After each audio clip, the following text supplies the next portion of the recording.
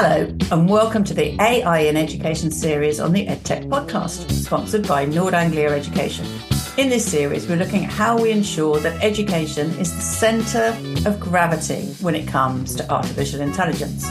My name is Rose Luckin. I'm your host, and I'm a professor of learner-centred design at UCL's Institute of Education and founder and CEO of Educate Ventures Research, an organisation that uses AI ethically to make education and training better for organisations and individuals.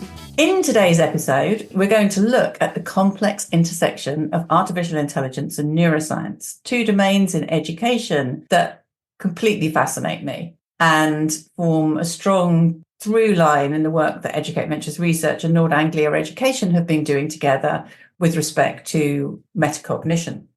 So metacognition, neuroscience and AI aren't just buzzwords, but areas of intense research and innovation that, when we understand more about them, mean that we can help learners in ways that until now have been unavailable to the vast majority of people.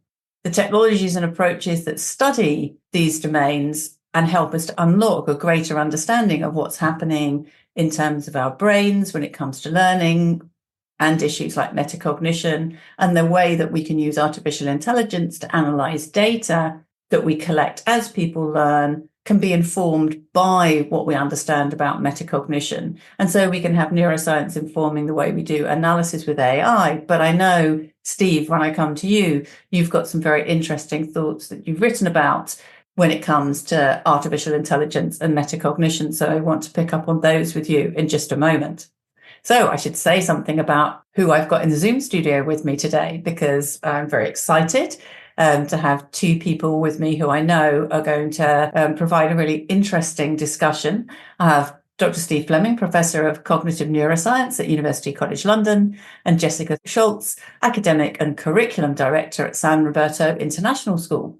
And so let's get straight down into it. Neuroscience and AI are well-respected fields, and there's a huge amount of research underpinning their investigation, practices, what we can learn from these fields. But they're also potentially quite buzzwordish. And I know several years ago, I worked on a paper with my colleague, Mutlu Kukarova, also from University College London, looking at the impact of language on the way that people who were reading research papers perceived the quality of that paper to be. And it was informed by previous research where there'd been a significant uptick in people's respect for a piece of work if it talked about neuroscience. And so we looked to see whether artificial intelligence, so this is obviously pre-ChatGPT, would bring about a similar increase in people's respect and the believability of what was being said. And interestingly enough, it did, but not to the same extent as neuroscience.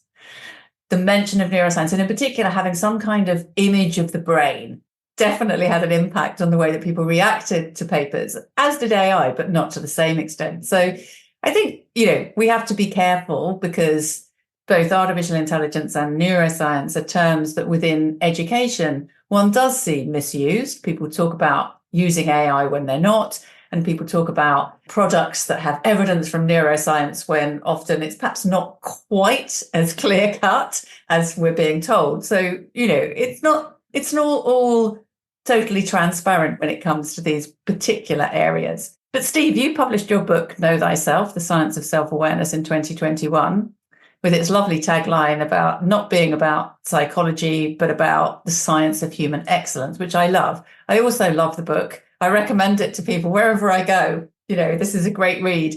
If you want to understand more about metacognition, if you want to understand more about its roots, this is a really readable book. So I am recommending it to our listeners as well. It's definitely worth dipping in. So Steve, I'd really like to hear from you a little bit about yourself and the work that you do, because I think our listeners will find that particularly interesting.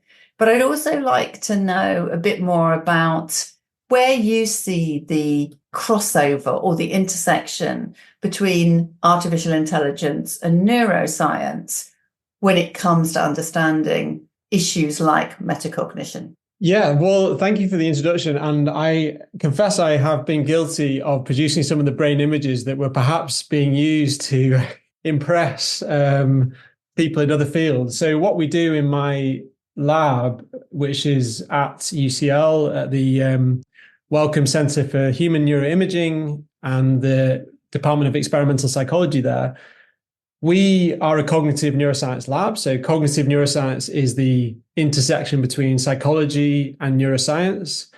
We're very interested in understanding how the mind works, how we learn things, how we perceive the world, how knowledge is represented, how we form beliefs about ourselves and other people. And a particular focus in my lab is on metacognition. So the ability to think about your own thought processes, to reflect on your own skills and abilities, to know what you know what you don't know. And we're interested in how the brain supports this. Like, it's kind of a remarkable thing that the human mind does, this ability to turn this capacity to think on ourselves. So we're able to self-reflect. There's debate over whether any other animals can do this. They probably can do it to some degree, but humans seem to be especially good at metacognition. And as you alluded to in the introduction, Rose, metacognition is this, it's kind of like a superpower because it allows you to do much more in other domains as well. So if you have good metacognition, that means you're aware of gaps in your knowledge. You can go and seek out new information. You can essentially improve yourself.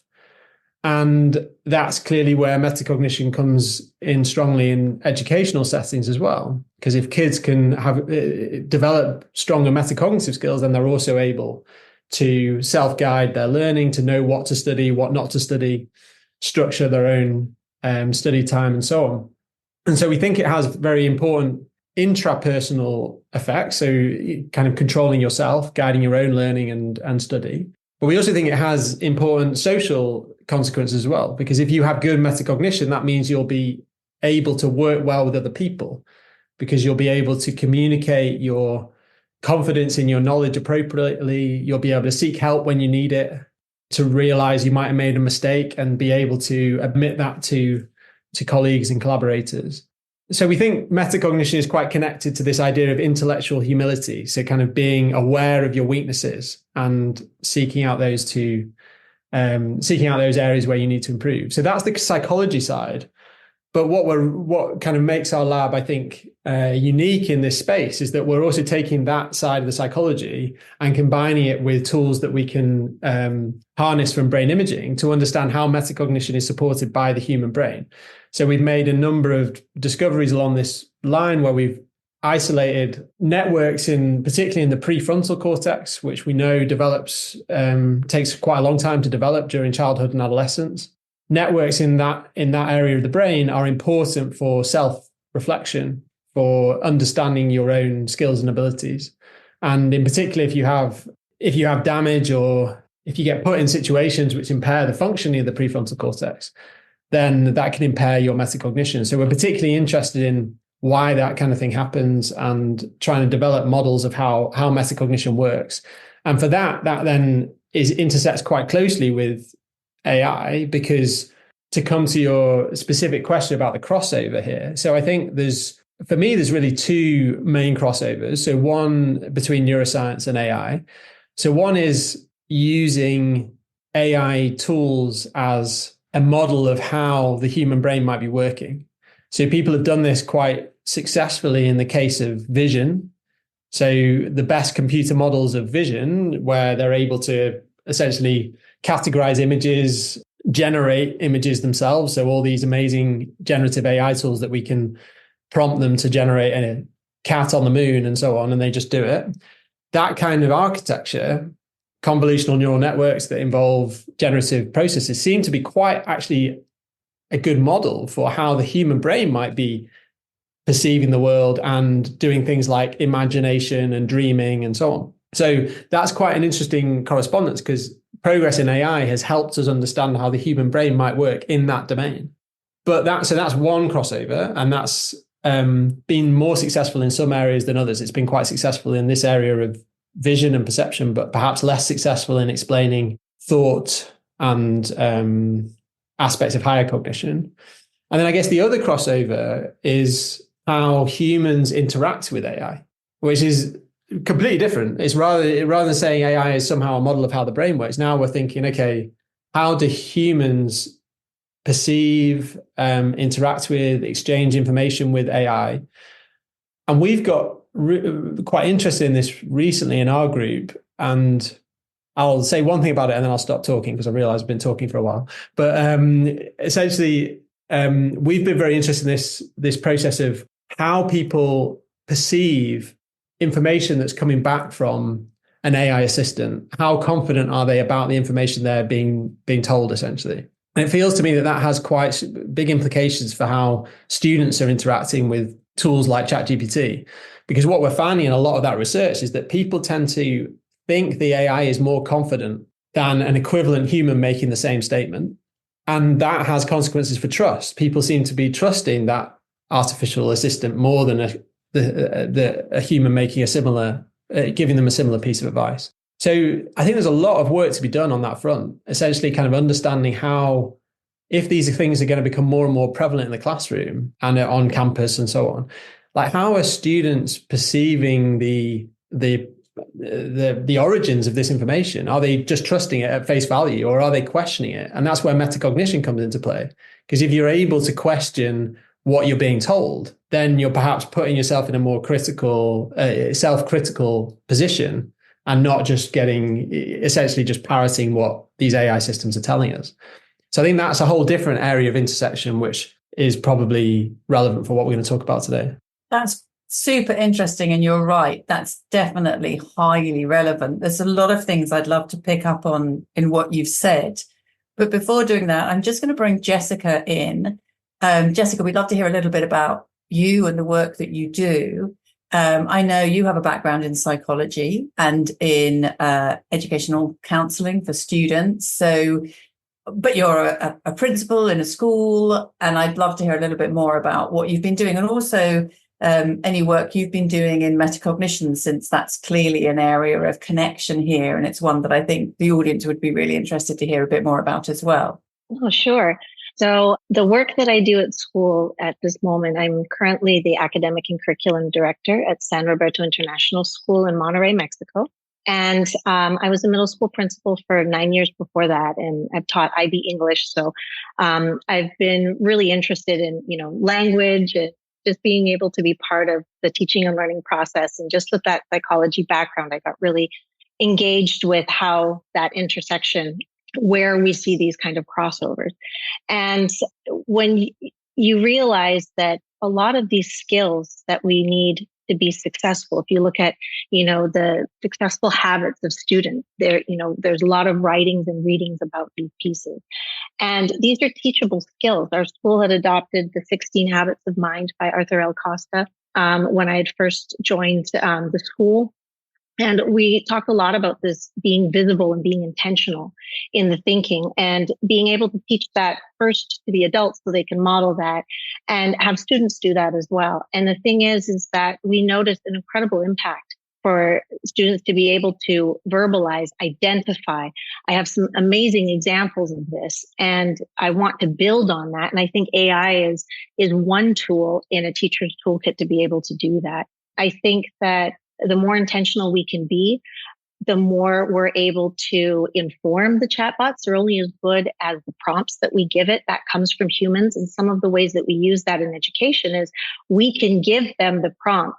We can teach students how to do this. And then we can ask them to analyze, is that prompt accurate based on what we've learned in class? It's not meant to replace education or teachers or the practice. It's meant to enhance what we do. And I love this question because I explore it so much in my work. And I think that the core of this intersection is the deep human need to know why, and what tools we can implement to arrive at solutions. It's one of the first questions kids ask when they require language. Why is the sky blue, or anything new? And humans are naturally curious. And I think that curiosity is crucial for meaningful and sustained learning over time. And I do believe that AI tools can enhance that because it can spark creativity. It can give us models based on what we input and then re-energize that creativity as we explore it. Several years ago, our school adopted a one-to-one program, meaning that our students bring their own device at school from third grade up, and we use iPad carts for the lower grades. So little by little, we are encouraging an understanding through our Digital Nation program, the program that we had created, that not only engages with technology, but talks about the responsible use of both equipment and software. I think we need to set parents, students, all stakeholders up for success and support clear communication. It's our responsibility to teach students how to use these tools and the potential that it has for learning and reflection. And this is our third year being part of the Digital Nord Anglia Metacognition Research Project.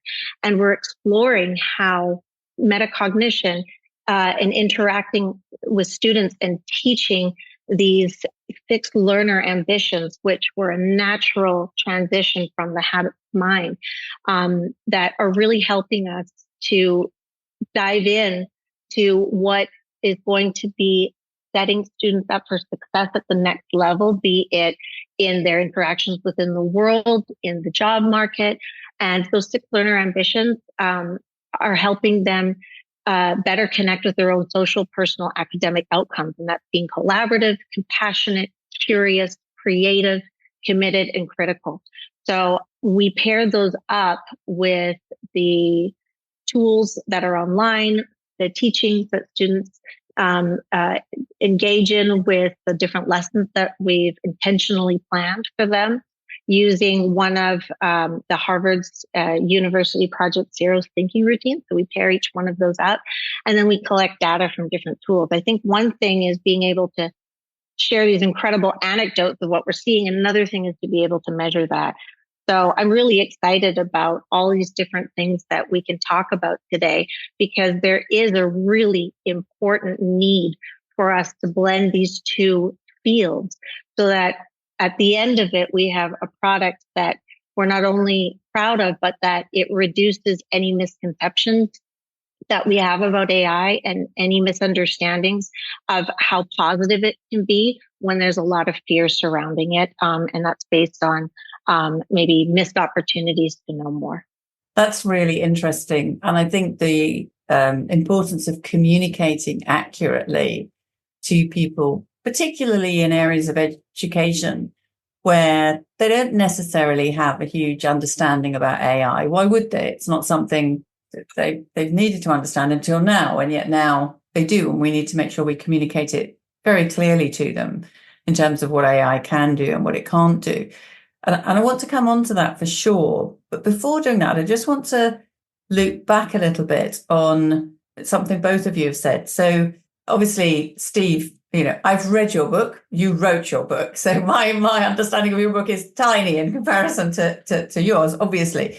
But I was very struck by a couple of things that I think are really relevant to this discussion. And you've alluded to one already, and that was, I was fascinated by the proximity of the way in which, and I'm not going to express this correctly, I'm sure, so please correct me if I'm wrong, but basically the overlap within the brain of the structures that support social interaction and metacognition. So knowing other people and knowing ourselves were interconnected, which I was fascinated by. And it makes so much sense that that's the case. And that feeds into what you've said about being better at understanding yourself, but also better understanding other people. But it's also really nice in the context of the work that Nord Anglia have been doing around those 6 ambitions, one of which is collaboration. So not only is it about ourselves, it's about collaborating with other people. So, and the other thing that comes to mind about my experience of reading the book, Steve, is towards the end of the book, you do talk a bit about how you could improve metacognition and how you might teach metacognition. So I'd love to come back to you and then back to you again, Jessica, as well, about this, that really important relationship between social and understanding oneself. And then how do we best go about increasing our capacity for something like metacognition?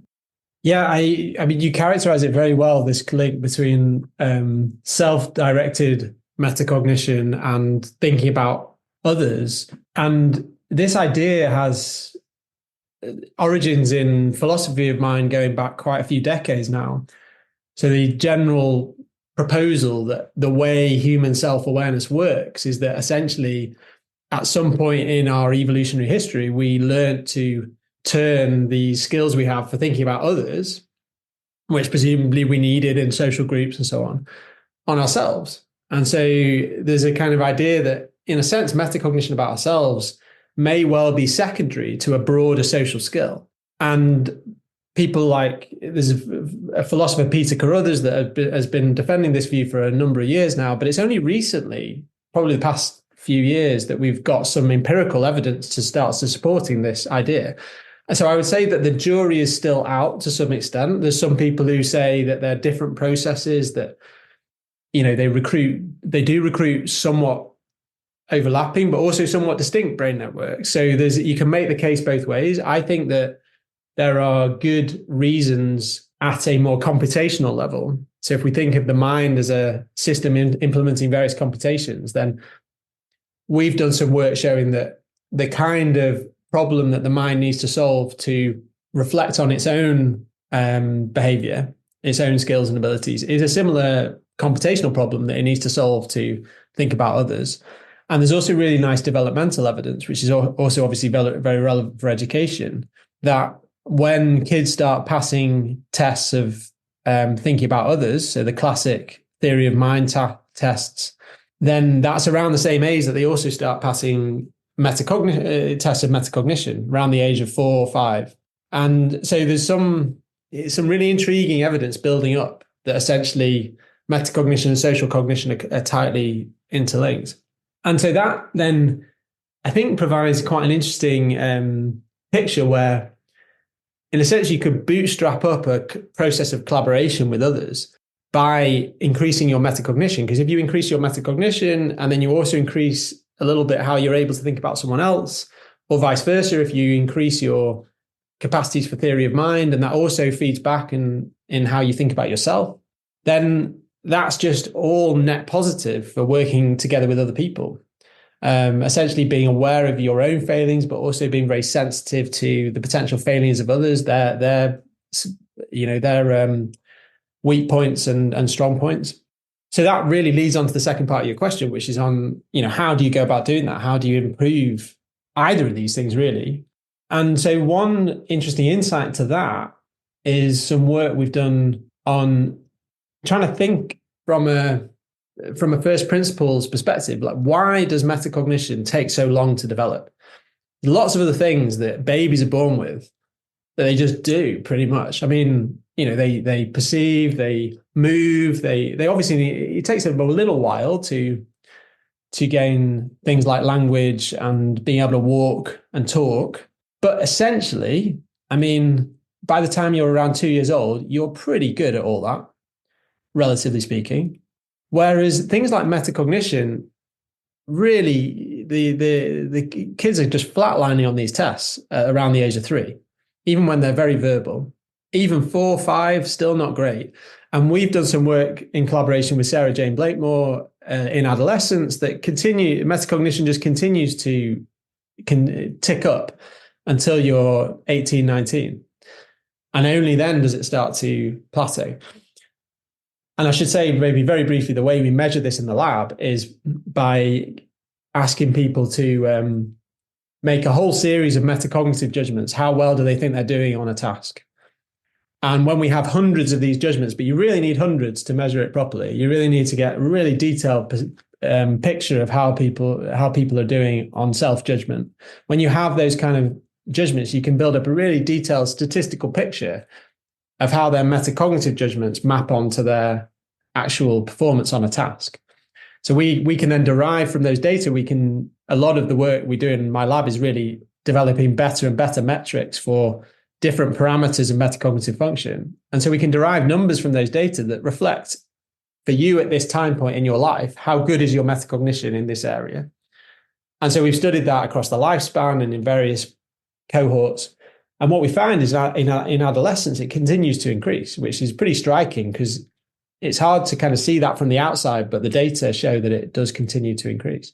And so one implication of that is that there must be other things that go into your metacognition that you're not born with them. And one hypothesis is that they're culturally inherited. They're really, so I think one implication perhaps for the conversation tonight is rather than thinking about can we boost metacognition in education, perhaps the better way of thinking about it is that education is all about increasing your metacognition.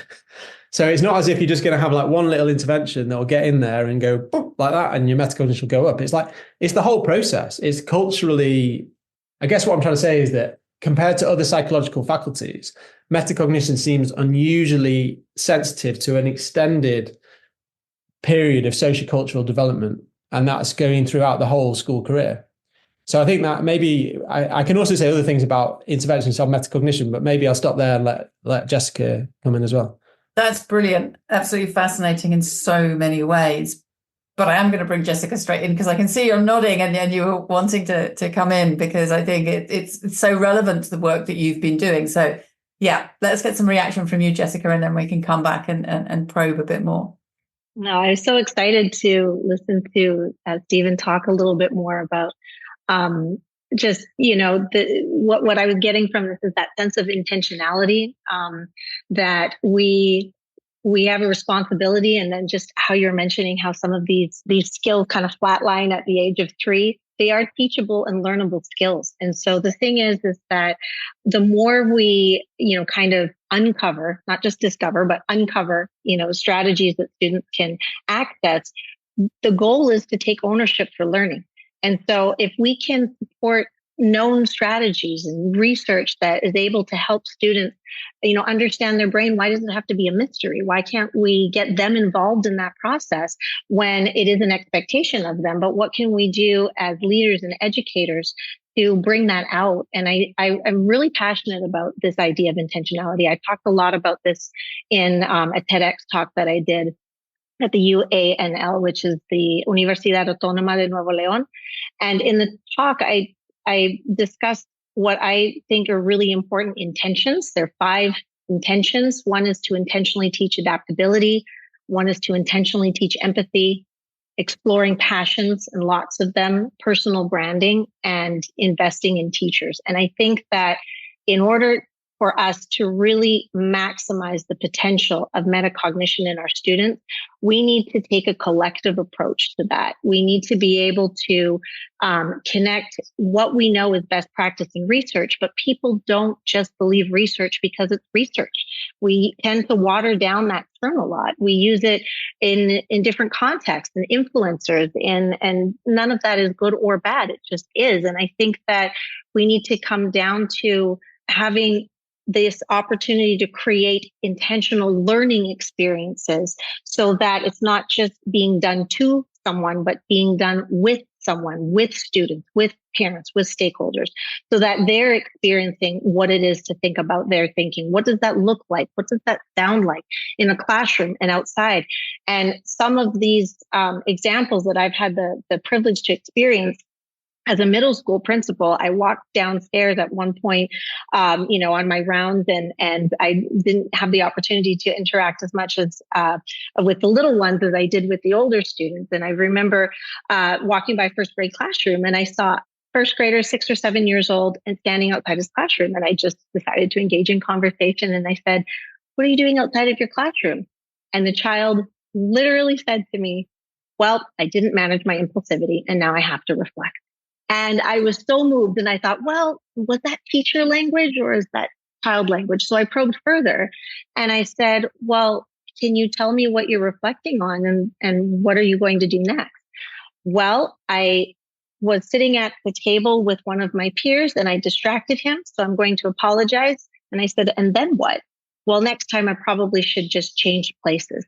I thought it was so moving that it's a perfect example, an anecdote. But then coming back to what we're talking about in our conversation today, that's one anecdote. How do we put all of those pieces together? And as Stephen was mentioning earlier, is how do we now translate that information, that data, into something that we can put into numbers to track it, to track progress? How do I know for certain that that child got better at managing impulsivity? And what will that look like? What will those pieces of data look like?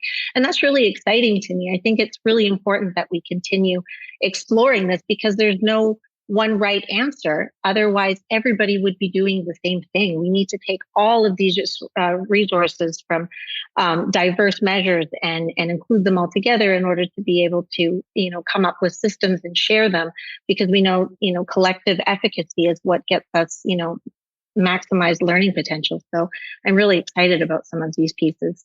I think it's exciting too. I agree. And I think the potential of helping students understand themselves better as learners is so important to their ability to cope with a world of work that we're not certain about, that is going to be full of changes, and you are going to need to be adaptable and to be good at learning.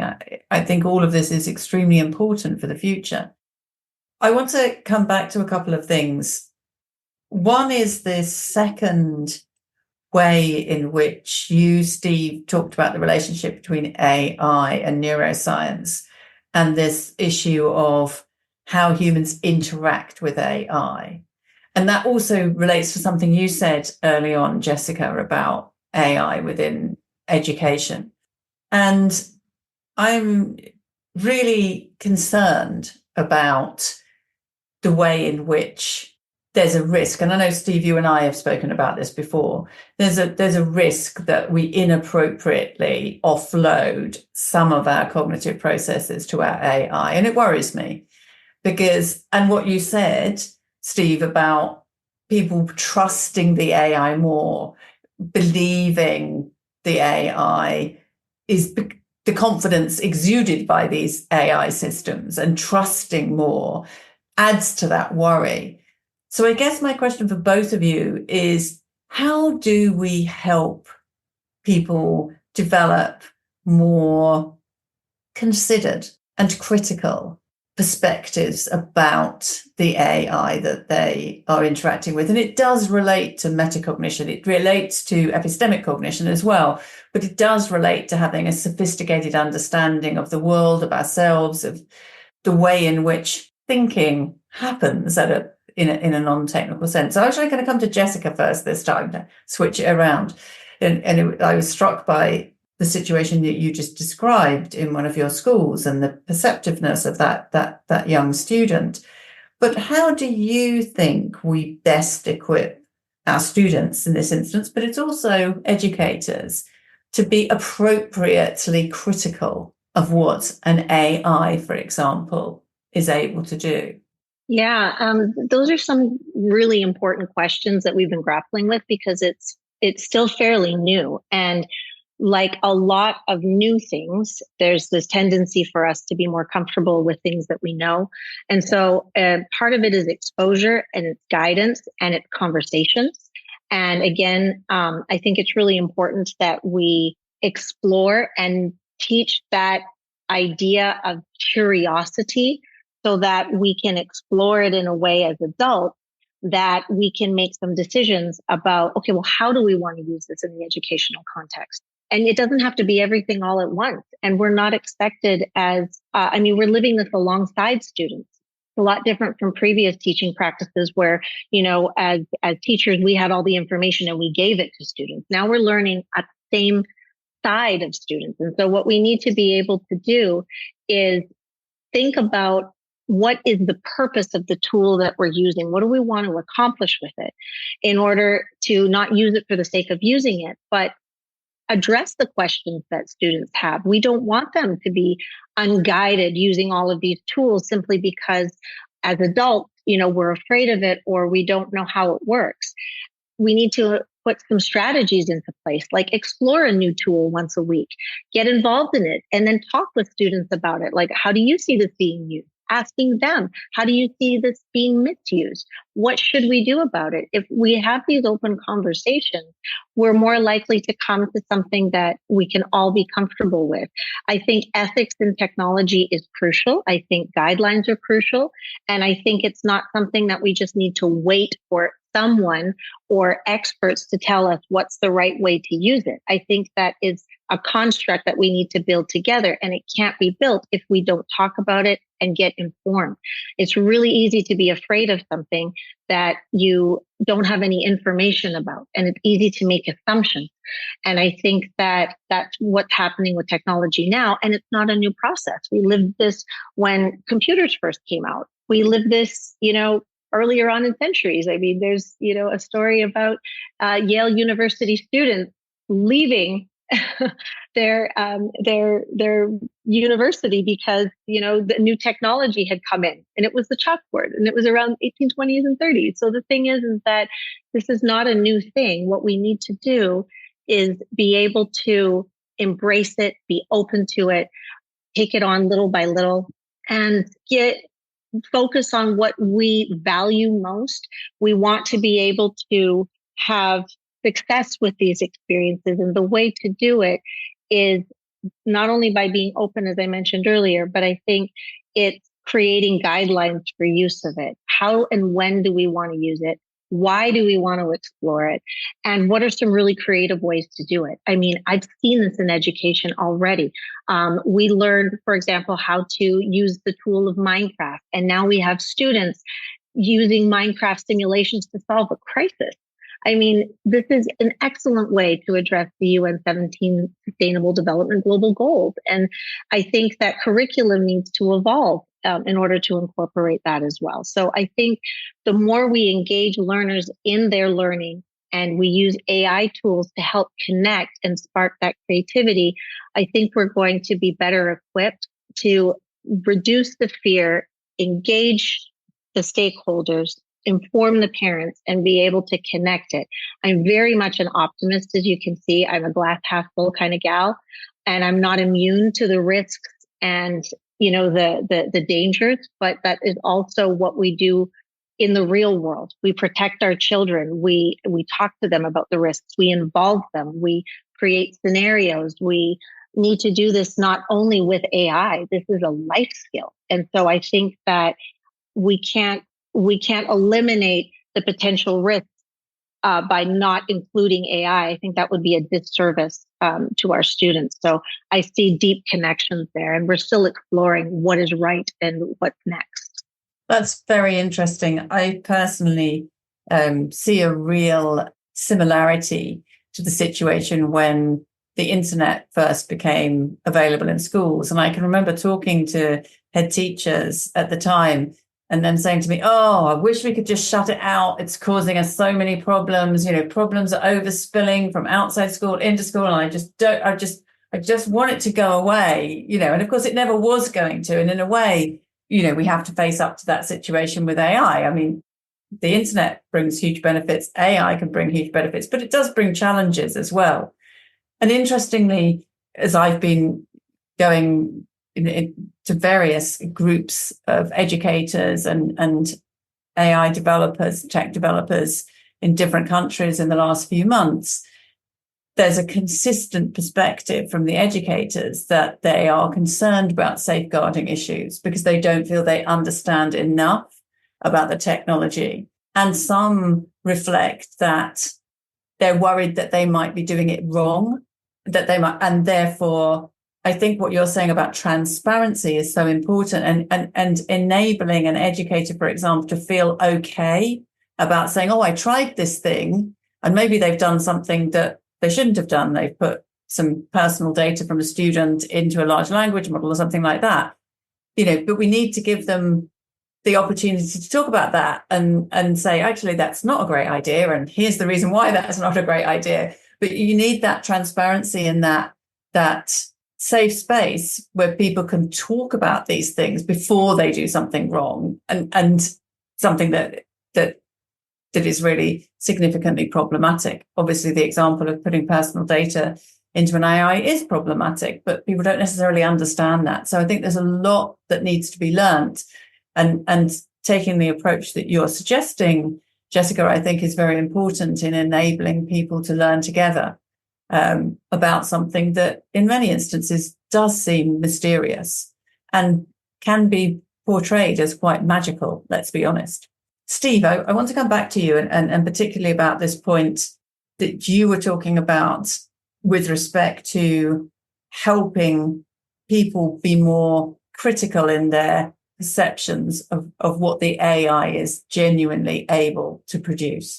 Yeah, and I think, first of all, I very much agree with Jessica about the optimism here. I think these tools are amazing. I mean, even in my lab, we're using them now pretty regularly for help with writing code, asking simple advice on, if we want to write this particular algorithm to analyze our data, how would you go about it? It is remarkable what, in terms of the boost of productivity and being a kind of external prop for your thought process.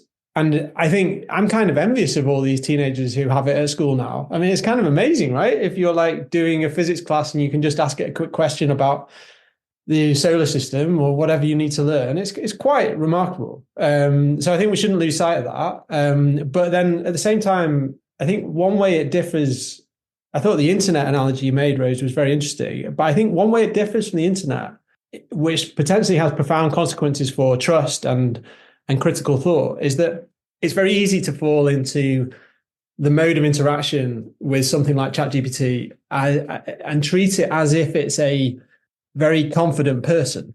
And as humans, we're wired up to trust very confident people. And I think that can sometimes create problems with a lack of critical thought. You kind of interact with these systems and you take what it tells you at face value. And as we know, they are getting better, but they still can fabricate things. They still can not necessarily always give you the right answer. They're only as good as the data they're trained on. And so I think one thing we've been very interested in is, first of all, just studying how people perceive these systems. And so one is the data I mentioned earlier, which is a line of work being led by a postdoc of mine, Clara Colombato, who's just starting her own lab in Canada at University of Waterloo soon. And she's very interested in social perception more generally. How do we perceive other people? How do we perceive artificial systems? And what she's found in a number of studies is that if we give people identical judgments or advice from humans and AI, then people tend to find the AI advice a bit more confident, a bit more convincing. And this is across a range of settings. And the other thing we've been doing recently is asking people, trying to understand how people think about the mental states of an AI agent. And from the point of view of the AI engineers developing these large language models, they don't, the internal workings don't have what we think of as human mental states. And we don't know how the human brain works. So, it might turn out to be more similar than we originally thought. But what we found is that a pretty decent chunk of the general population think that something like ChatGPT has emotional states, is to some extent conscious. They're just treating it like another person. And why wouldn't you? It's so compelling. And I do get a little worried, not so much about like adults who are now kind of have grown up through the system without these things. But imagine, so my son's 4, imagine that, in the next 3 or 4 years, these tools just become part of everyday life. But the difference is that his theory of mind is still developing, as we talked about earlier. So he starts now thinking of these as real people, essentially. And so what's the developmental consequence of you now essentially thinking you've got a real person, but that person has the knowledge of the internet, which might well be wrong in certain ways? What's the consequences of that for how kids form knowledge and beliefs? I don't think we know. I think we have no idea. So I think it's really exciting, but I also think there's real concern about how you deal with this shift towards essentially like an ecosystem where we've now got all these personal assistants that are not just like the internet, because we actually treat them in some sense as real individuals and we trust them to perhaps to the same degree. And so that raises, I think, interesting questions about both how you improve your own metacognition to make sure you're thinking critically, but I think also interesting questions about how do the developers of these tools perhaps bake in some signs of uncertainty, doubt. And we've got a collaboration with the Oxford Robotics Institute on some of these questions, where these are now real robots rather than disembodied software. But the question is, for things like interacting with robots in a care home or safety critical robots, how can you start putting in subtle signs that the robot knows what it's doing or doesn't know what it's doing? So we've been thinking of things like, could you make the robot glow a different color if it's not sure what it's doing? And that's the kind of thing humans do all the time. Like, we hesitate, we give the impression we're not very confident in this situation. So that's a kind of implicit sign of metacognition to others.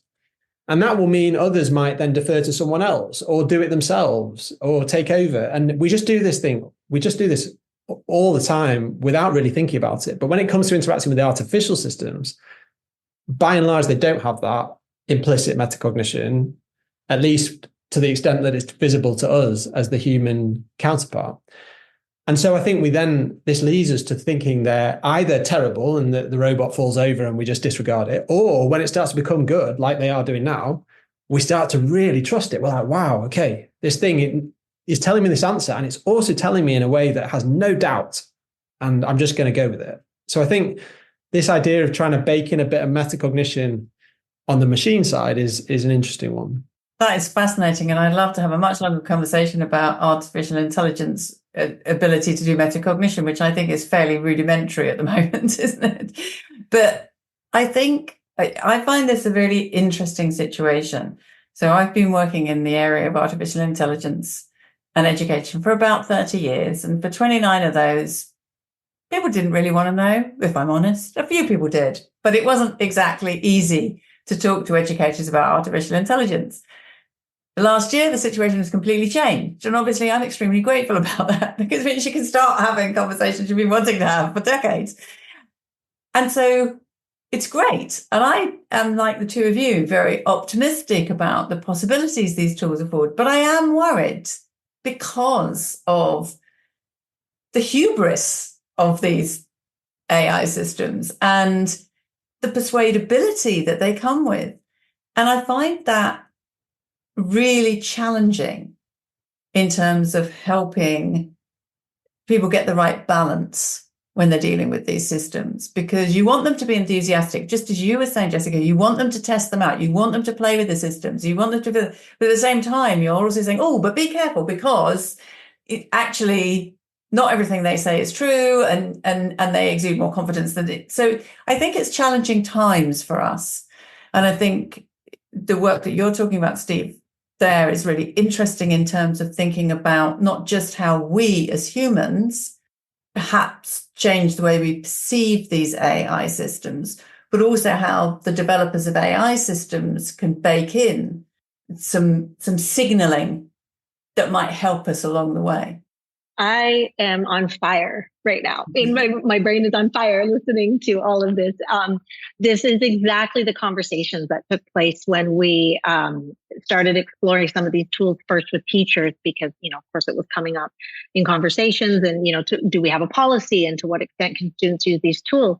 And what I thought was interesting is we challenged our staff to say, okay, well, thinking like one of your students and one of your biggest fears, what are your concerns, with this chatbot? And so one of our teachers actually inputted something personal about themselves, and the chatbot came back and said, I cannot tell you any personal information about you. Only what's available on the internet. We did the same thing with a couple of other tools, whether it was HeyGen or some of the other virtual assistants, and certain likenesses they couldn't use. So you're starting to see that there is, at some point, certain companies are taking this into account. I know the Center of Humane Technology, the co-founder Tristan Harris, I listen to a lot of his work, talking about the importance of ethics as we build it in.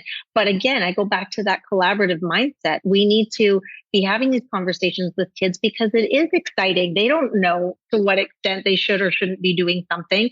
They just know that they get that hit of dopamine, and it's exciting in the moment when they figure something out. So how do we there's no one right formula for it, but I do believe these continuous open conversations, this exploration piece is just so key. And also talking about what guidelines, what makes sense when. And it does have to change curriculum. I mean, curriculum has to change. We can't be asking the same questions we did when they can get it from putting it into any given tool, that comes to mind, right? We want to be able to encourage the thinking. And if we go back to what we value, and I ask you a question about something historical, do I want you to be able to analyze that, or do you want to do a quick fact check? So it changes the way that we present information to students and the way that we talk about learning in general. And the thing is the more aware that we can be, the more mindful we are about how we use these tools and in what ways. And I think that is where the power and potential really, really connect. And I think that's what we're looking for. I had a conversation recently with someone about, again, curriculum, talking about art and how, DALL-E 3 is coming up with just these incredible, text to images. And I mean, so many of these other tools, I know we would be forever naming them. They're exponential every week. But, how is this going to change art? And is art real anymore? And I have a personal story about that where, my dad's an artist and we had this conversation. And at first he was quite disappointed with it. And then at the same time I said, okay, well, tell me about this next painting you're working on. And he started to talk to me about it. And he said, but I can't quite get this piece right. And as he was talking, I was inputting it into the chat bot. It came out with something. And he goes, that's similar, not quite, but now I know what to do next. I brought it to the art teachers and they did the same thing, make your interpretation of it. So I think that some of these fears are just that, fears. They might not, they do have a root in something. Again, I'm not naive to the potential dangers. There's always going to be a dark side to anything that we want to do, for good. There's going to be inappropriate pages on the internet, but it's about these talking with students about when and where and how, what the dangers are, why they're there, getting them to think about, how are their brains processing this information and getting them involved in that stage of development that they're at. If you know this about, higher risk taking in teenage years, let's talk to them about that. Let's talk to them the why. Let's talk to them about why we care about them. Messages get through when we connect that learning is social piece with caring about each individual. And I think that that's what resonates most. Yeah. As long as everyone knows they're being listened to, we're in a good place. Social psychologists do have a lot of expertise on, how we interact with other people, how we trust them, how we form beliefs based on information we get from different sources. And I wonder whether they're going to become more important as we go forward. So I'm not really a social psychologist, but the postdoc I had in my group was. And in a sense, as I was saying before, these systems, we're going to start treating them like people, like other individuals, whether we like it or not. I think it's just going to come down the tracks. They're going to get more and more sophisticated, domain general. They're probably at some stage going to get embodied in a form that we don't necessarily predict yet. It's probably not going to be like a humanoid robot, but it might be like a little tabletop device that we interact with. And, we already have Alexa and everything. So I think that the social psychology of how we interact with them and how those interactions develop, particularly in the early years, I think are going to become more and more important in terms of shaping how kids and adults, operate in this ecosystem of information that is now not us searching for something, it is being told something. And so I think if we can somehow form a partnership between education, AI, and social psychology, broadly construed, and try and optimize that would be great. I mean, I am optimistic. I'm also slightly worried that the commercial incentives are not going to be there for baking in doubt and uncertainty into these things. It's not quite clear to me like whether this will be pursued with any vigor on the commercial side. Now, the only silver lining I can see there, and that's one thing we're trying to work on as well, is there does seem to be some interesting work suggesting that if you can essentially create the impression of having good metacognition as a human, then people seem to like you a bit more. They collaborate with you more. They tend to just gel with you more. So if the AI industry realizes that essentially for us to like using these things, we just want it to have some form of metacognition. It has metacognition internally. It's generating probabilities and confidences all the time in its workings. It's just not showing it to us. So I think that's something that if we can align commercial incentives on developing some form of artificial metacognition, I think we'll be in a better place. That's really interesting. Yeah, that's a fascinating prospect and a great place to finish. I very much appreciate Steve and Jessica joining me today. It's been great to have you in the Zoom studio and having you contribute to this series. Thank you so much to Nord Anglia Education for sponsoring this series on the EdTech podcast. And I hope wherever you're listening, you found our discussion informative and practical and have something to use or to share with your teams in the coming days. If you want more information on the series and our wonderful guests, visit the EdTech podcast website at theedtechpodcast.com and connect with us via social media. To see how Educate Ventures research can help your organization harness the potential of AI with strategies, roadmaps, ways of using tools, continuing professional development and training, please have a look at our website, educateventures.com, or join the conversation on LinkedIn. You've been listening to the AI in Education, Our Data-Driven Future series, performed in collaboration with the EdTech podcast, presented by myself, Professor Rose Locking. Have a great week wherever you are.